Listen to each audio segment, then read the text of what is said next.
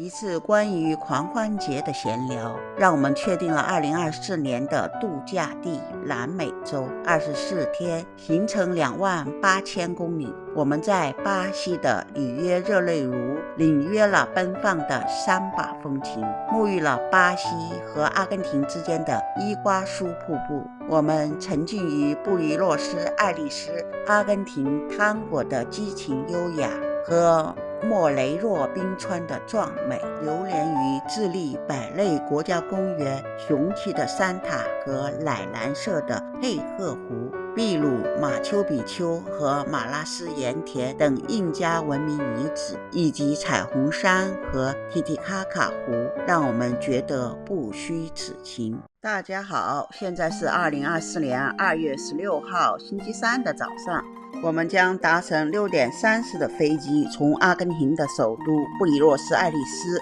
直飞阿根廷的埃尔卡拉法特小镇，全程1296英里，也就是2077公里。这里就是布宜诺斯艾利斯的国内机场了。早上很早，5点来钟。这一边区域就是别人等的，那边就登机口。同样是 Jet Smart 的飞机，我们登机了。3个多小时的飞行后，我们到达了埃尔卡拉法特，很小的一个机场，出来就是租车的地方。接下来我们将租2天的车自驾游玩。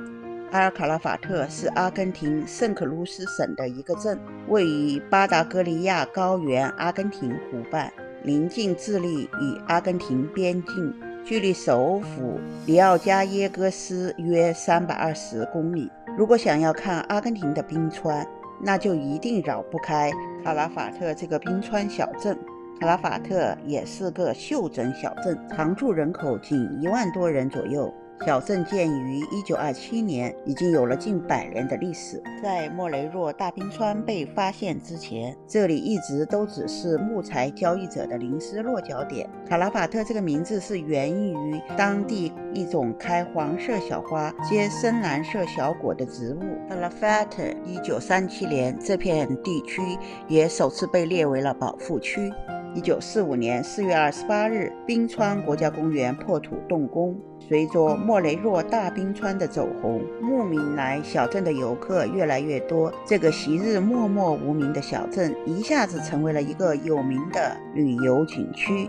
小镇也迅速地发展了起来，成为了圣克鲁斯省的一个市。这里盛产高山羊，肉质鲜嫩，美味可口。对于酷爱牛羊肉的朋友来说，卡拉法特小镇也是必入的美食打卡地。卡拉法特小镇整个都是围绕旅游业而建的，因为到这里来的人都是冲着莫雷诺等几大冰川的。虽然冰川距离卡拉法特小镇有80公里，但是因为莫雷诺冰川附近并没有可住宿的地方，所以离它最近的卡拉法特就成为了必经之处和落脚点。小镇依山傍湖，郁郁葱葱地被林木覆盖着。小镇上也没有高楼大厦，只有一条主街，5、6条小街。我们的小酒店到了，我们将在这里住2晚。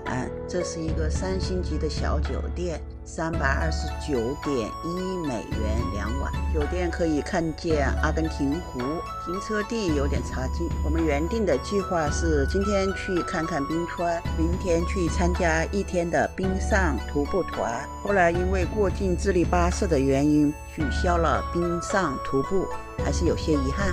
不过相信以后有机会在冰上徒步。古色古香的一个小房子，3个床。不是，这是号称3星级的旅馆。现在我们放好行李了，在下面的一个饭店吃点东西，然后到前面的阿根廷湖去看看，再转转小镇。就是从小镇出来，沿着阿根廷湖向冰川方向走的一个小小的停靠点，非常漂亮。我们准备在这里来飞下无人机，这是我们第1次飞无人机，请多多包涵。美丽的阿根廷湖，好蓝啊！美呀，真的漂亮，太漂亮了吧，这也。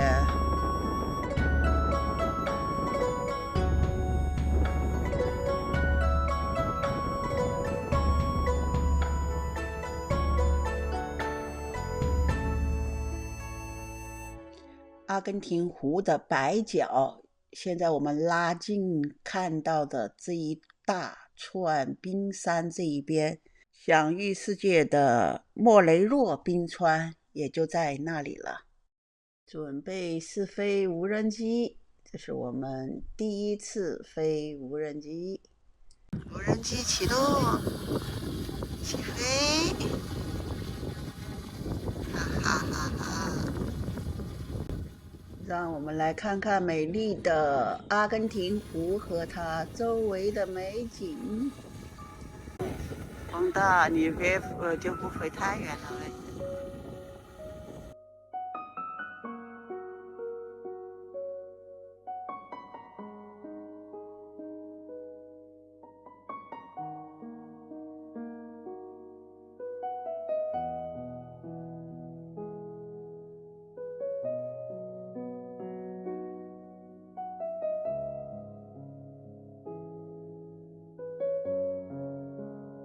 阿根廷湖是南美洲著名的冰川湖，也是阿根廷全国面积最大的淡水湖。湖泊面积1415平方公里，最大宽度为32公里，湖水的平均深度为50米，最深深度150米。阿根廷湖位于冰川国家公园内，130多条冰河，3大冰川融化的冰水注入它。湖水通过400公里长的圣克鲁斯河，最后流进大西洋。所以这些湖水全部都是冰川融化的雪水，难怪这么漂亮，这么纯净。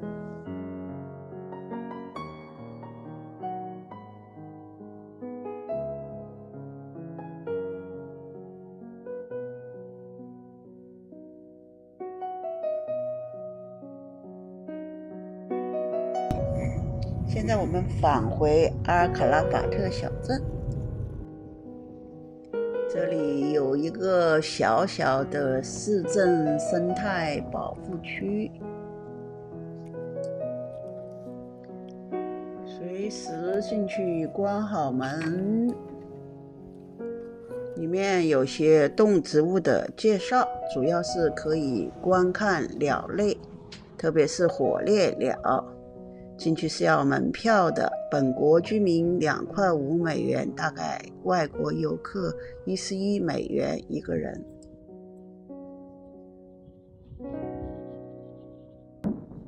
从这外面我们也可以看到这片色彩斑斓的保护区，确实非常的漂亮，鸟类当然会喜欢了。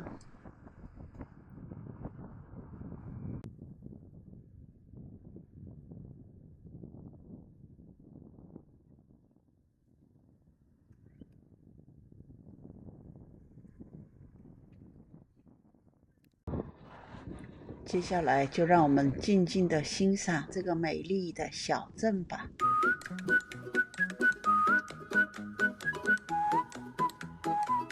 有一个小狗在前面带路。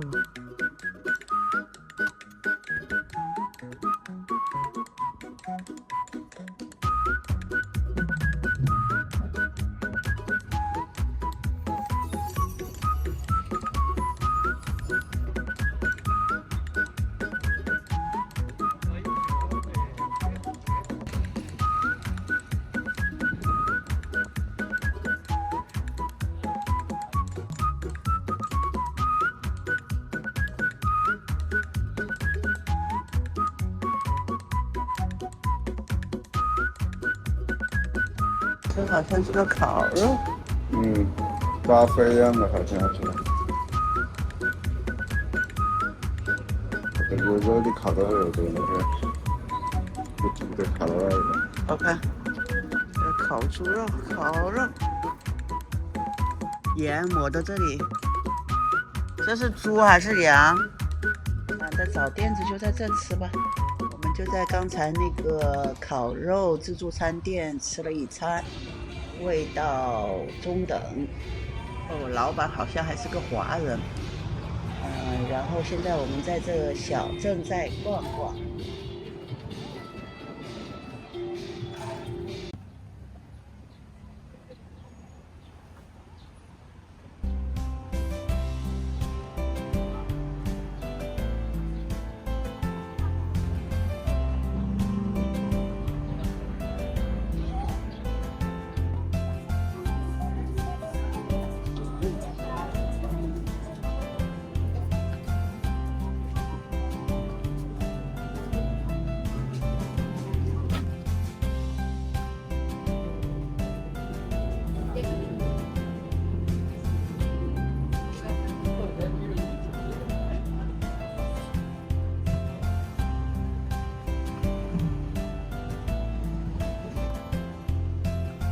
这里有一个小的街心公园，还挺别致的。